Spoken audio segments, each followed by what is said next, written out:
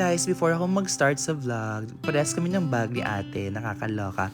And yes, nanalo ako ng 5,000 Taiwan dollars dahil nanalo ako sa Taiwan Lucky Land. So yes, we are now here at Taiwan.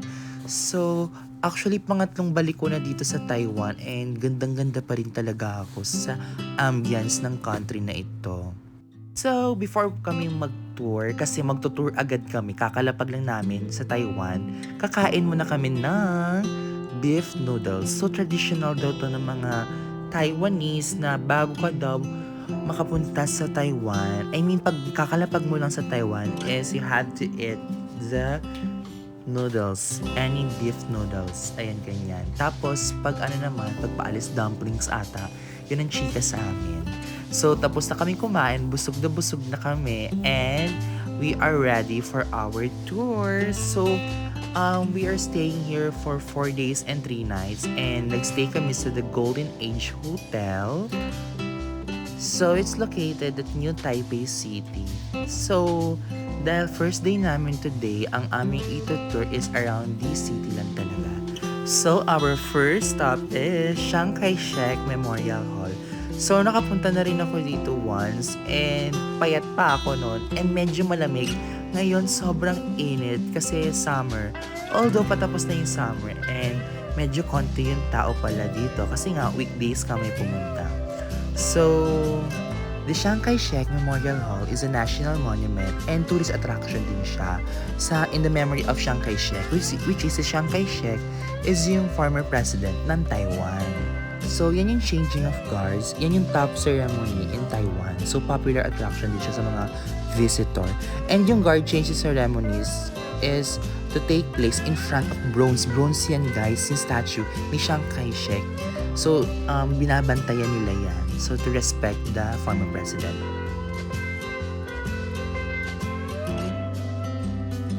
So, our next destination is the Rongjin Gorgeous Time. So, parang ito yung Japan-inspired. So, as you can see, yung mga structures ng kanilang building is like Japan feels talaga. And of course, may kimono. And saglit lang naman kami dito. And after that, nag-milk tea kami. Siyempre, one of the most delicious milk tea in town dito. As in, masasarap ang mga milk tea sa Taiwan. And of course, parang dito talaga nauna ang milk tea. So, ang reaction niya naman dito is masarap naman daw yung milk tea. So, after namin mag-milk tea, nandito kami sa Shilin Official Residence. Sobrang ganda guys, sobrang linis. And then, makita mo dito yung mga different flowers. And yung mga puno, sobrang magaganda. And alam nyo, napansin ko sa Taiwan, even though na nasa city sila, they still remain pa rin yung nature, yung pagiging nature lover nila. So, nasa gitna ng yung mga surrounded talaga siya ng mga trees and mga nasa bundok and hindi nila sinisira ang kanilang mga nature. Kaya sobrang ganda talaga ng Taiwan. Hindi siya, alam mo yung init sa Taiwan, parang hindi siya sobrang humid na init na nakakalapot. So, yun yung maganda sa Taiwan. So, ako kahit na mainit, go for the gold pa rin tayo. So, meron silang parang greenhouse dito na inaano nila yung mga plants. Of course, si Onel, nagiging pianist na siya dito. So, nagpipictorial sila. Of course, before pala ako mag-proceed sa mga ating video, we would like to thank our mother, our CEO, Miss Evelyn Defensor Cannon for sponsoring our trip to Taiwan. So, maraming salamat po, Miss Evelyn Cannon. So, ayun na nga. And of course, guys, don't forget na kung gusto niyo po ng private tour sa Taiwan, please contact on Facebook si Miss Shaoli. Sobrang bait, sobrang accommodating, and sobrang nakaka-good vibes ang kanyang pagiging, alam mo yun, pagiging tour guide. So for more info, ayan ang kanyang Facebook. So please, PM nyo na siya. So, our next destination is the Grand Hotel and most expensive hotel daw sa Taiwan. Guys, sobrang ganda talaga ng the Grand Hotel. And alam niyo ba, on the top of it, sobrang lamig, mahangin, and sobrang sarap ng simoy ng hangin. O, di ba, magpapasko na. So, makikita niyo yung city talaga ng Taiwan, the Taipei City. And ayan guys, yun lang naman yung mga ginagawa namin. Sobrang chill lang kami dito. And of course, last but not the least, ang hindi pwede natin puntahan, ang Taipei 101. So hindi na kami pumunta sa loob kasi pagod na rin talaga kami. Ano? And ayan yung view. So importante na kapag take kami ng photos dyan. And of course, nandito na rin yung Taipei City Hall. So sobrang ganda din. And pauwi na rin kami nito. So, sobrang ganda ng sunset guys here in Taiwan. Sobrang makikita mo talaga yung sun na nakakasilaw. So, after that, our dinner is KFC kasi nga nanalo kami sa Taiwan Lucky Lunch. So, syempre may 5,000 USD, Taiwan dollars pala. So, ayun na nga, for our day 2, medyo active na pala talaga kami dito kasi nakapagpahinga kami ng maayos. And yes, marami kaming pupuntahan for today's video. So, parang sa north side kami. And this is so beautiful. One of the best attraction din here in Taiwan. So, sobrang ganda din ng place, which is the Yelyu Ocean World. So, Geopark pala yung pupuntahan namin. And ito yung parang mga structure, yung mga rock formation dito sa malapit sa tabing dagat. And ayan, makikita nyo. Kung may nakita kayo dyan, comment down below kung ano yung napapansin nyo. Charis! So, after that, naglakad-lakad lang kami and papunta na kami sa Station 1. Medyo mainit dito. Medyo mainit na talaga dito, guys. So, medyo ano na tayo dito. Alam mo yung lapot na mag-fresh lang. Ganon. So, this is the Liu Ecological Park and guys, sobrang ganda ng mga, I don't know, is rock formation ba ang tawag dito? Comment down below na lang kung ano to. Pero sobrang ganda talaga ng place, as in. Sana may ganito sa Philippines. Alam nyo guys, nagugutom na ako kasi parang fried chicken yung nakikita ko. And of course, si Rose, init na siya. And ayan, ina-explore lang namin yung surroundings. And mahangin naman siya guys, although mainit. Pero yung init, tolerable naman.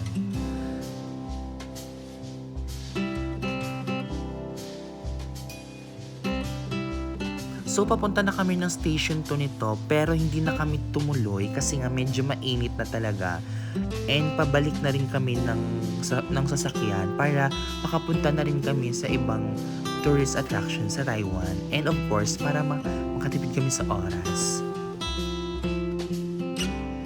So, ayan yung famous Queen's Head. So, after that, papunta na rin kami sa kabilang parte ng mundo. Charis. Ang ganda ng tunnel guys, sobrang linis. So, ito naman yung Shifen Old Street. So, dito yung magpapalipad tayo ng mga lanterns. And then, isusulat natin sa lanterns yung mga wishes natin, yung mga dreams natin. And hopefully, magkatotoo. So, ang mga isinulat namin ni Jester, mga nakakaloka. Of course, talaga kami na happy health, of course health for our families, sa lahat ng empleyado ng AdSem, and of course money, sana maging successful, more projects, and ayan ang makakatawang part. Ewan ko, parang hindi pa naman ako ready. Siyempre, hindi pa naman legal sa Philippines ang pagkasal. And of course, baby soon. Charis! So, ayun na nga. And after that, syempre, hindi kami nagpapatalo. Nagpalipad din kami ng aming lantern. So, nagpapasalamat talaga ako sa lahat ng blessings na binibigay ni Lord sa amin. And after that, pumunta rin kami na Shifen Waterfalls. So, isa rin to sa mga pinakamagandang tourist nabubulol na ako. Na tourist attraction sa Taiwan.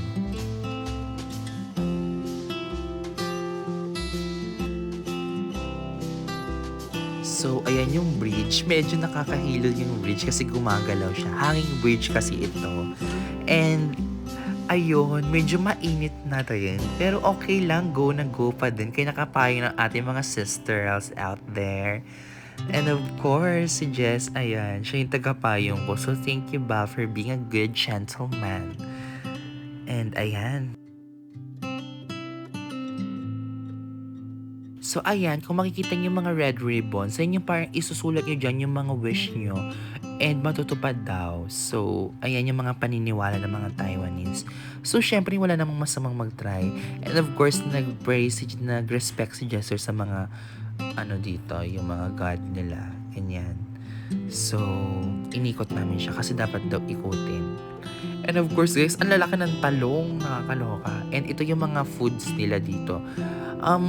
Sabi ng aming tour guide, medyo mahal daw, pero if you want to buy, go. Pero mas masarap daw sa night market. Char! So, ayun na nga guys, may mga fruits, napaka-fresh na mga fruits. And then may mga lemon. And of course, papunta na tayo sa Shifen Waterfalls. And before that, nakakita kami ng doggy na kamukha ng tatay ni Kim. And ayan na nga, so this is the Shifen Waterfall. Sobrang ganda talaga guys sa Shifen Waterfall. So, refreshing talaga yung ambience dito.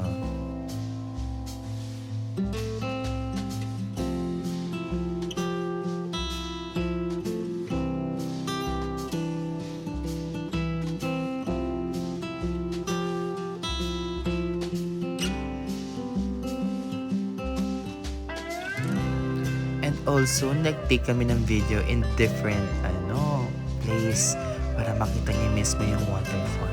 Alam niyo guys, na-realize ko na ang ganda talaga ng Taiwan. So kung kung pagpipiliin niyo ako kung Hong Kong or Taiwan, mas gusto ko talaga yung Taiwan kasi sobrang mabait din ng mga tao dito and masasarap yung food. And ayan, may dalawang butterfly na naghahabulan. Ano ibig sabihin nito? And of course guys, our last destination is the Jiufen Old Street. So, ito yung mga maraming mabibili. And if gusto mong bumili ng pasalubong, dito ka daw pumunta.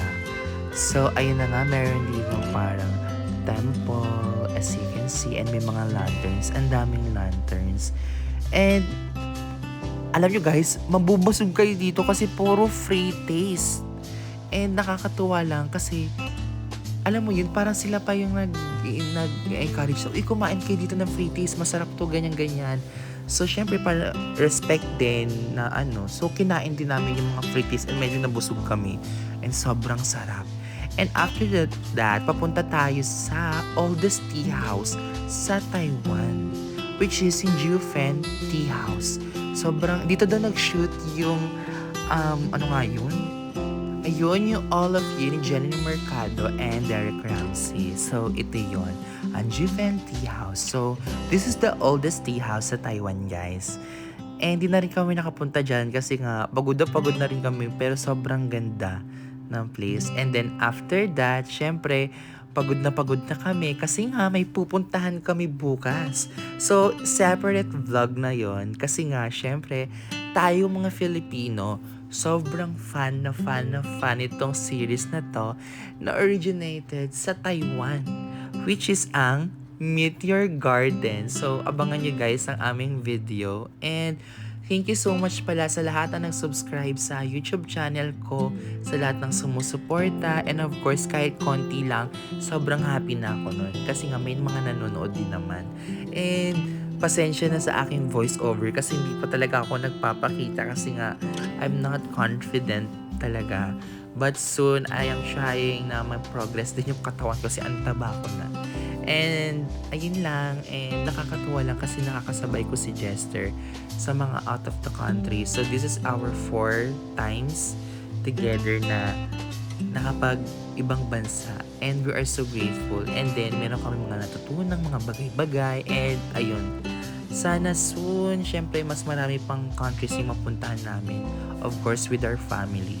And ayun lang, maraming salamat. So see you tomorrow dahil bukas na ang aming Meteor Garden Tour.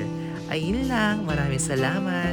Bye and thank you for watching. See you soon.